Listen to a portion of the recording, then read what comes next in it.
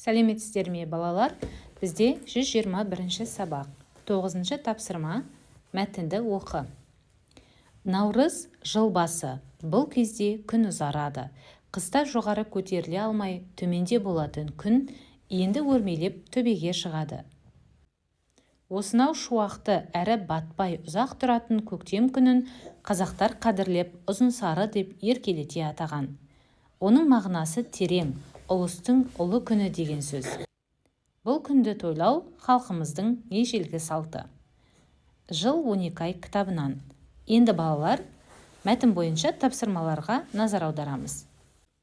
Бірінші тапсырма, мәтін мазмұны бойынша сұрақ қойып, оған жауап бер дейді.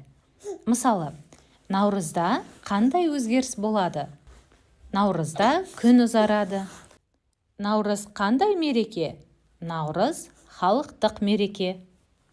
Балалар, екінші тапсырма, мәтінде ұзын сары сөзі нені білдіреді? Жауабын жаз дейді, Мәтінде бізде ұзын сары сөзінің мағынасы ұлыстың ұлы күні дегенді білдіреді екен. Келесі тапсырма, балалар, мәтінге ат қой дейді. Мәтінге наурыз деп ат қоюға болады, немесе ұзын сары деп.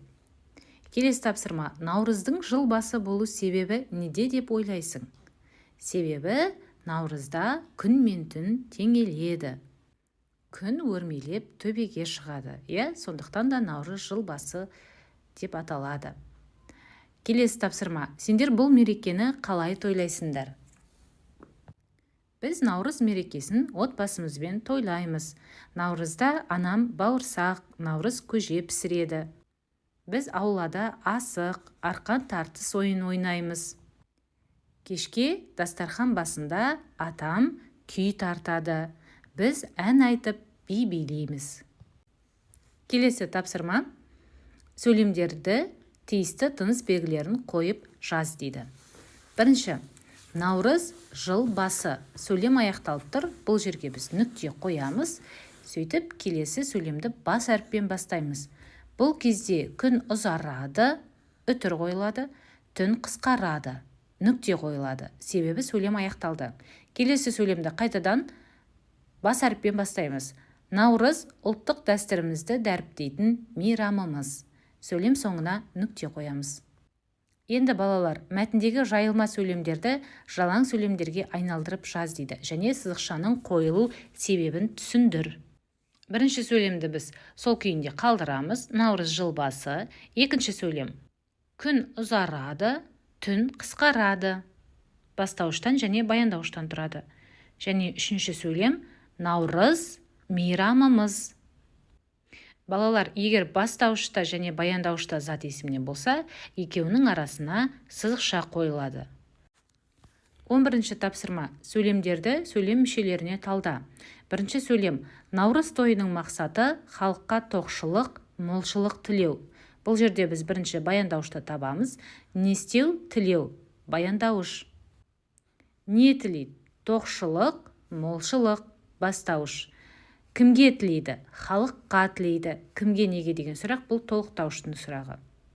Наурыз тойының мақсаты. Мақсаты несі? Бұл бастауыш болады.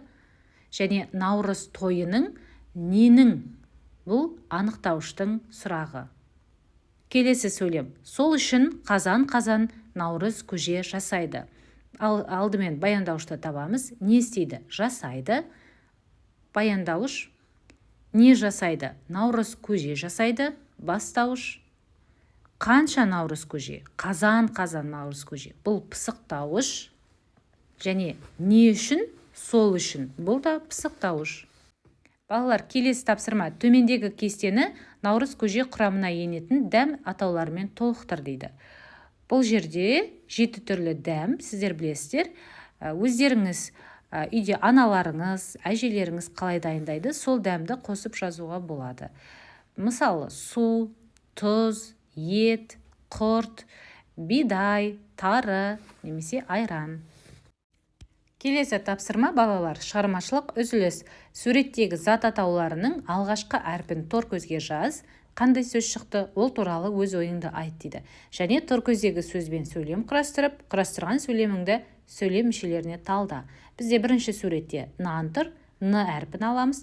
Екінші суретте бізде алма, а әрпін аламыз. Үшінші суретте уық, у әрпін аламыз. Төртінші суретте бізде радио, р әрпі. Бесінші суретте ыдыс, әрпі. Және алтыншы суретте бізде зырылдауық деген ойыншық, з әрпі. Бізде наурыз сөзі шықты. Енді сөйлем құрастырамыз. Наурызда ұлттық тағамдар пісіреді. Енді осыны талдаймыз сөйлем мүшелеріне. Не істейді? Пісіреді, баяндауыш. Не пісіреді? Тағамдар пісіреді, бастауыш. Қандай тағамдар пісіреді? Ұлттық тағамдар пісіреді. Анықтауыш. Қашан пісіреді? Наурызда пісіреді. Бұл пысықтауыш. Сау болыңыздар, оқушылар. Келесі кездескенше сау болыңыздар.